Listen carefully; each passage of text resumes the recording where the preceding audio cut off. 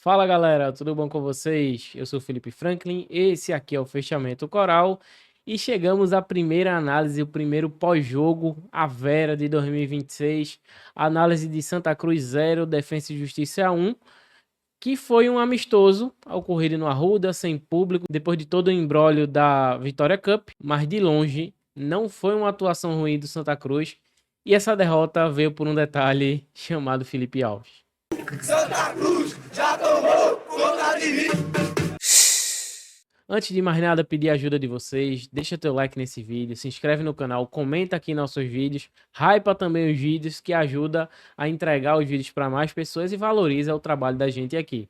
Bem, antes de falar do jogo de fato, eu preciso fazer algumas ponderações. Este é um jogo de pré-temporada.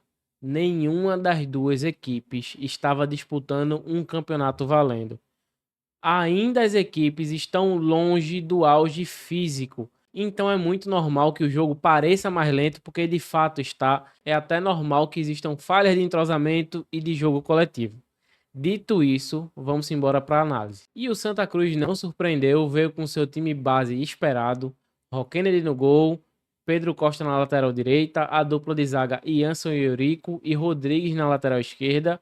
Os dois volantes foram Balotelli e Andrei, Patrick e Alão, meia. E na frente a gente teve Robinho, Renato e Quirino, o time do professor Marcelo Cabo. E o que também não surpreendeu foi o Defensa e Justiça, que jogou pressionando o Santa Cruz desde o início. E não é uma pressão só com bola, é uma pressão principalmente sem bola, dificultando a saída do Santa Cruz.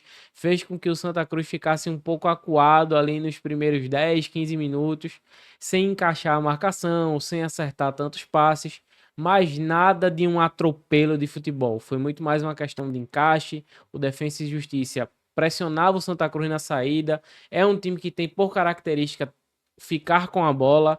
É um time que valorizava bastante a posse, jogava com um esquema que não é natural para os treinadores brasileiros enfrentarem, que seria um 3-4-3, com muita movimentação no meio. Se eu posso ponderar um negócio nesse momento, é que o Santa Cruz estava enfrentando um excelente adversário. Um time de primeira divisão argentina, um time que parece ser muito competitivo, um time que já tem um esquema pronto de jogo.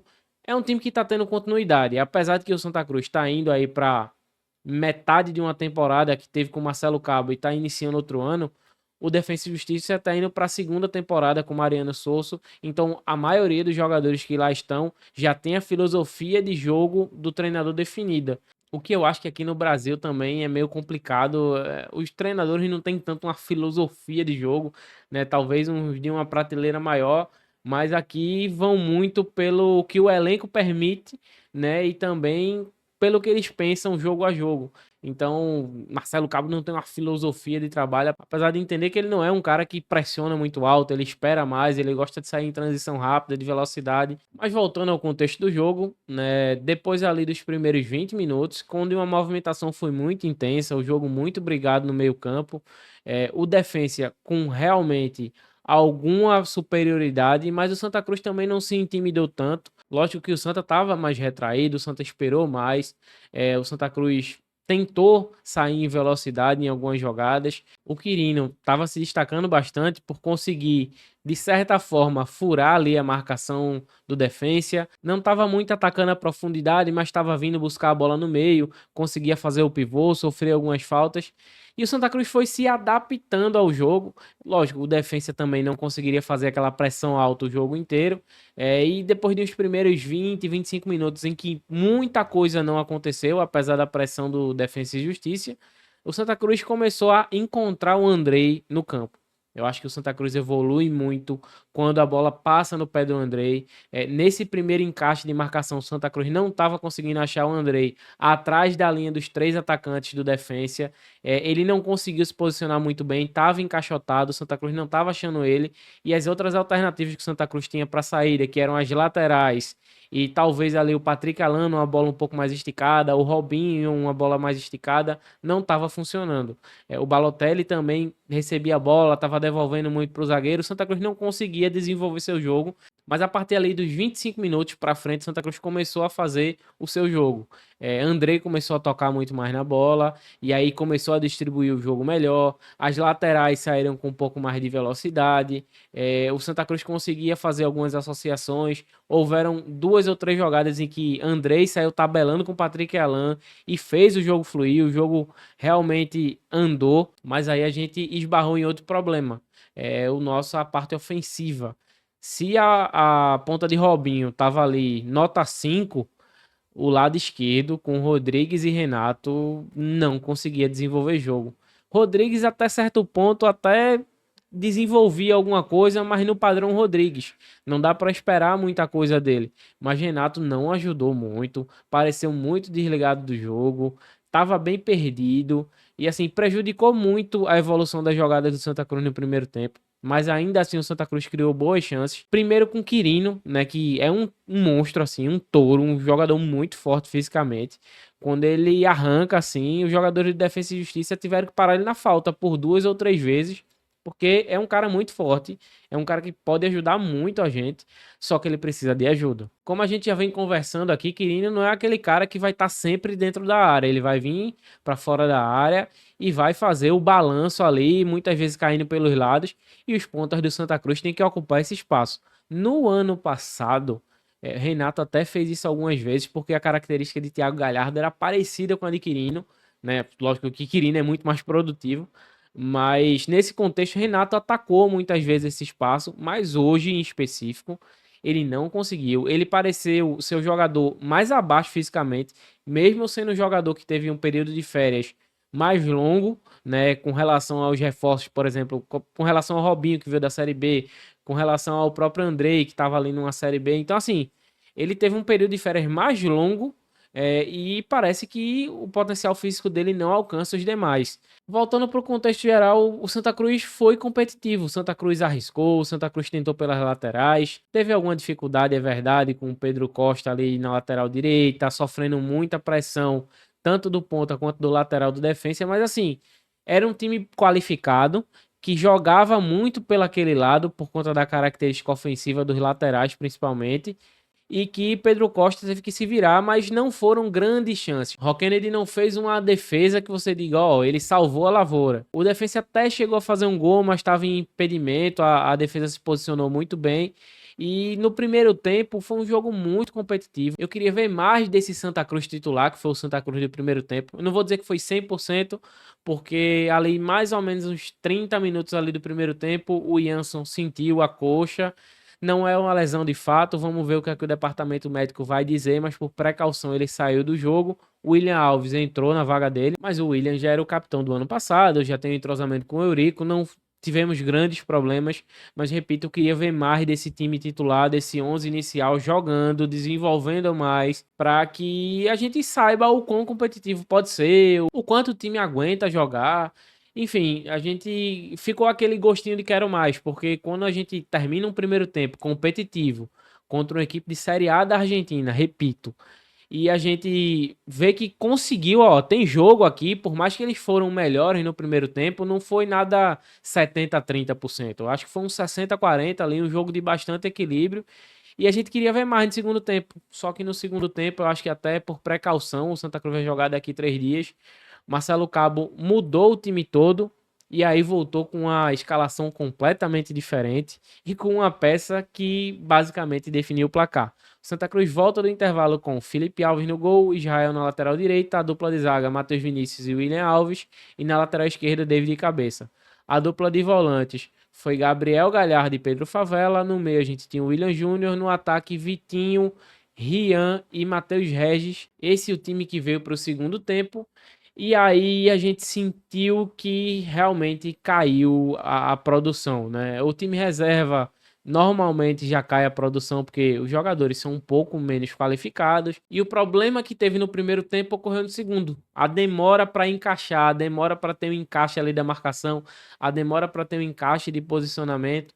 Então, ali nos primeiros minutos do segundo tempo, antes de trocar o time todo, o defensa realmente foi bem melhor do que o Santa.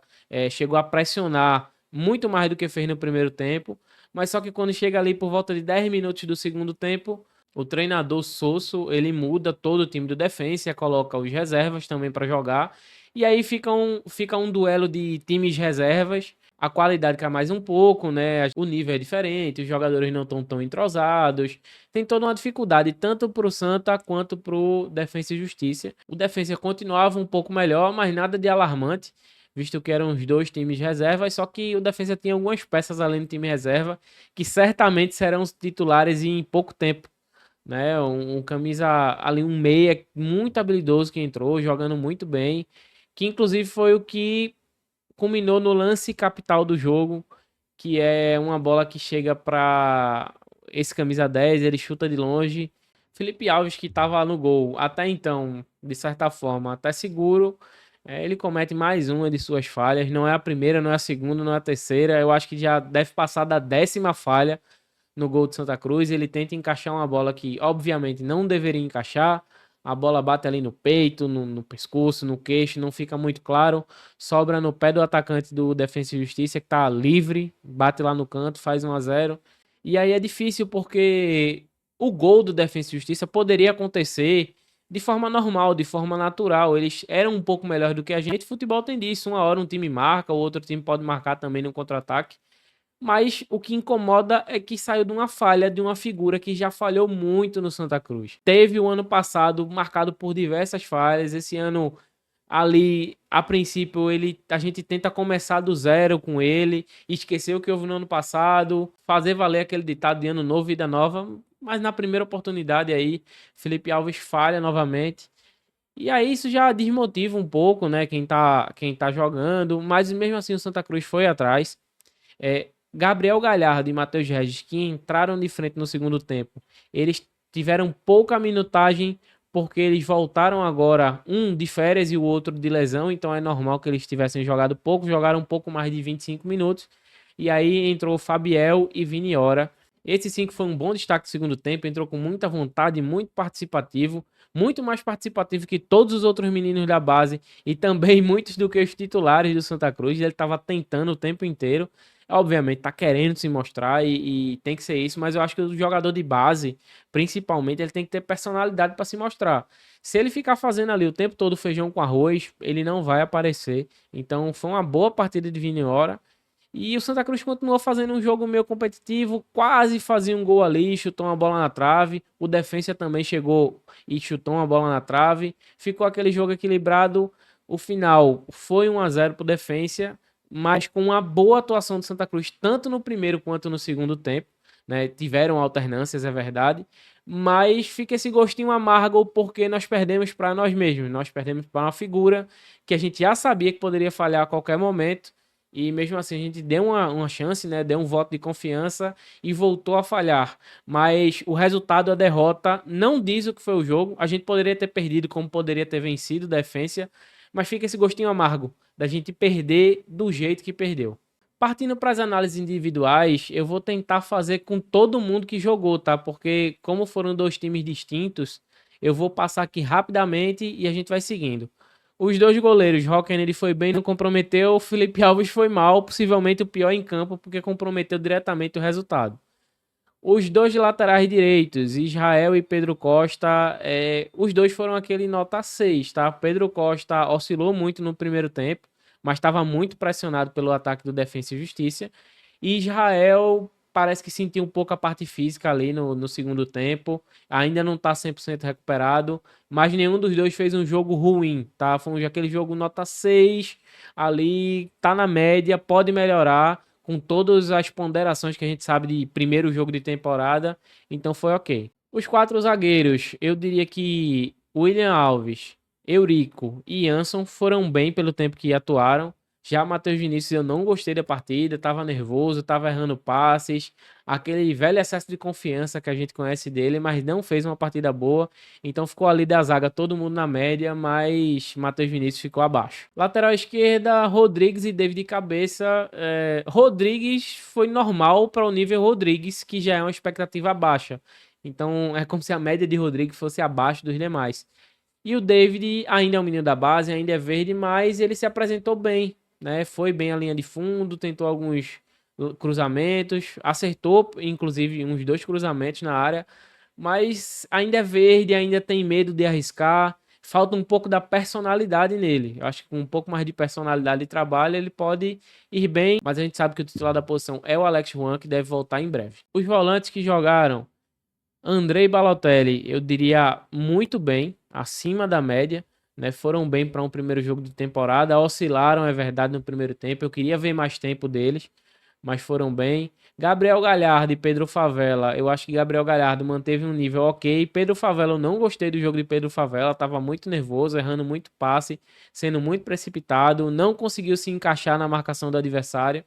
E por último, o Fabiel, eu acho que fica sem avaliação, jogou poucos minutos, mas não comprometeu.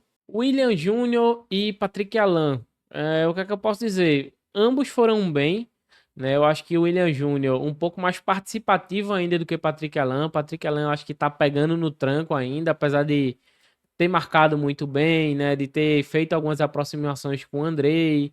Mas eu acho que também é meio injusto, né? Porque o William Júnior ele tá atuando com o time todo reserva e Patrick Alan tá atuando com o time todo titular. Eu acho que os dois ficaram na média com muito lastro para melhorar ambos e o William Júnior quase faz um gol aí a favor da Cobra. Então, eu acho que ambos foram bem, mas com lastro para melhorar.